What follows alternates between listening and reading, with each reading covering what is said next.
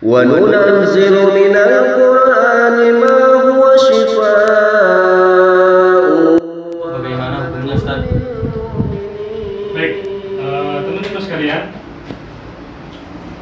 sekarang memang banyak peruqyah yang melakukan mengaku sebagai praktisi ruqyah, tapi ketika meruqyah dia menggunakan mediator. Nah, mediator ini artinya jinnya ditarik, dimasukkan ke dalam tubuh sang mediator. Kalau dalam bahasa Jawa ini disebut nyambet. Jadi ditarik jinnya, dimasukkan ke dalam tubuh mediator ini. Nah, apakah ini dikategorikan sebagai ruqyah syar'iyah? Kita akan jawab. Ya. Yang pertama, kaidah ruqyah adalah mengeluarkan jin dan menjaga seseorang agar tidak terkena gangguan Jin.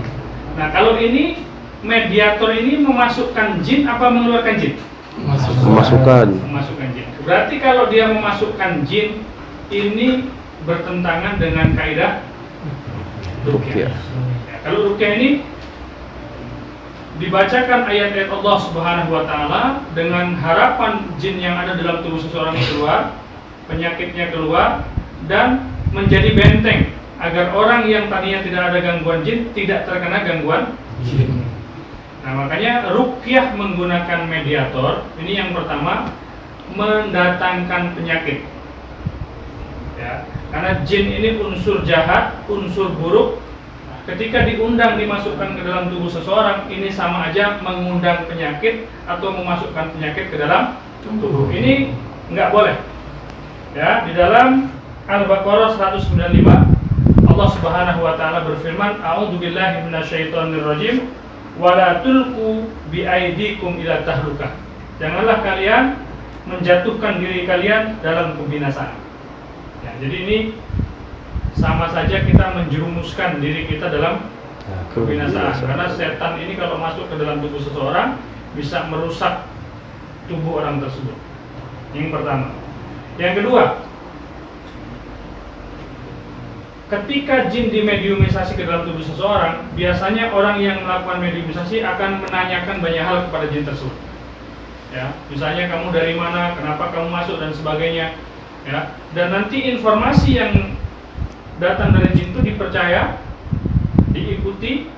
Nah, ini masuk dalam kategori meminta bantuan kepada bangsa jin. Ya, jangan beristianah kepada bangsa Jin. Sementara meminta bantuan kepada jin itu nggak akan menambah apapun kecuali dosa dan kesalahan. Allah nyatakan itu di dalam surat Al-Jin ayat ke-6. A'udzubillahi minasyaitonirrajim wa annahu kana rijalun minal insi ya'udzuuna birijalin minal jinni fazaduhum rahaqa. Jadi yang kedua seperti itu, tidak boleh bekerja sama dengan jin. Kemudian yang ketiga,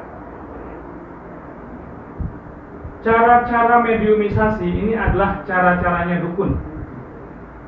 Cara-caranya orang yang melakukan perbuatan syirik.